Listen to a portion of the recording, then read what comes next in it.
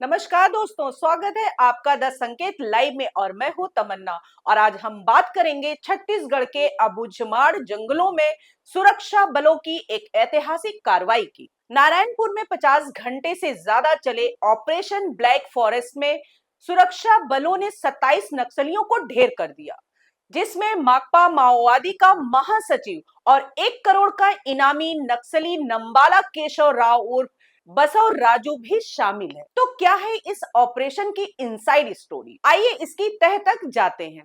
छत्तीसगढ़ के नारायणपुर, बीजापुर और दंतेवाड़ा के त्रि जंक्शन पर अबूझमाड़ के घने जंगलों में 21 मई 2025 को शुरू हुआ ऑपरेशन ब्लैक फॉरेस्ट नक्सलवाद के खिलाफ अब तक की सबसे बड़ी कार्रवाई माना जा रहा है।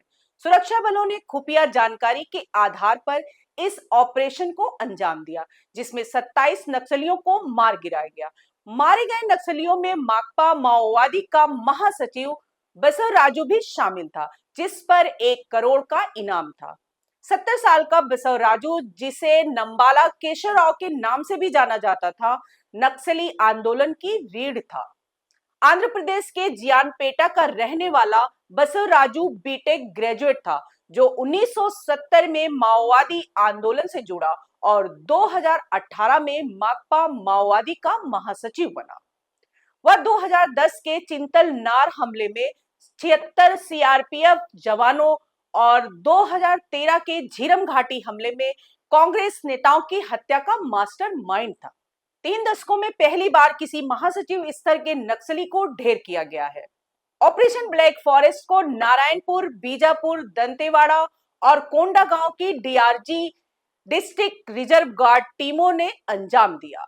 अबूझमाड़ के घने जंगलों में नक्सलियों की केंद्रीय समिति और पोलित ब्यूरो के सदस्यों की मौजूदगी की खुफिया जानकारी मिली थी। 50 घंटे से ज्यादा चले इस ऑपरेशन में एक डीआरजी जवान शहीद हो गया, जबकि कई घायल हुए।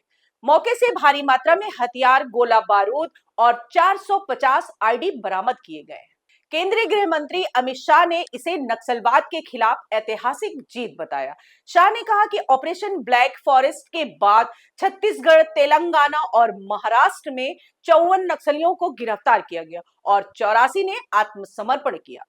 2023 से 20 मई 2025 तक छत्तीसगढ़ में 401 नक्सली मारे गए और 1355 ने सरेंडर किया। शाह ने 31 मार्च 2026 तक नक्सलवाद को खत्म करने का लक्ष्य दोहराया। वामपंथी उग्रवाद, अभी अभी किसी ने भाषण किया कि राजनीतिक समस्या है। अब मुझे तो इस सोच पर ही दया आती है। विकास की दृष्टि से पिछड़े हुए कई जिले हैं, कई तहसीलें हैं। सबको मालूम है, लंबे कालखंड के बाद हम आजाद हुए। कोई भी सरकार हो, भले कांग्रेस की ही थी, मगर कोई 5-25 साल में सब जगह विकास नहीं पहुंचा सकता। हम पहुंचा रहे हैं अब सब जगह, मगर छूट गया होगा कोई बार। तो इसका मतलब ये नहीं कि हम देश की व्यवस्था को ही न माने, संविधान को ही न माने और सरकार लाचार बनकर देखती रहे। हजारों लोग बलि चढ़े। हिम्मत देखे साहब, पशुपतिनाथ से तिरुपति तक का लाल कॉरिडोर, 12 राज्य, कई जिले, कई तहसीलें, कई थाने कब्जे कर दिए, पूरी व्यवस्थाएं समाप्त कर, पैरेलल करेंसी चलाई, पैरेलल स्टैंप पेपर चलाए, सरकारें बनाई, कोई बोलने वाला नहीं। मैं सबसे पहले एक बात इस सदन में जिम्मेदारी के साथ बताना चाहता हूं, 21 मार्च 2026 को इस देश से नक्सलवाद समाप्त। और मैं जो बोल रहा हूं, इसके पीछे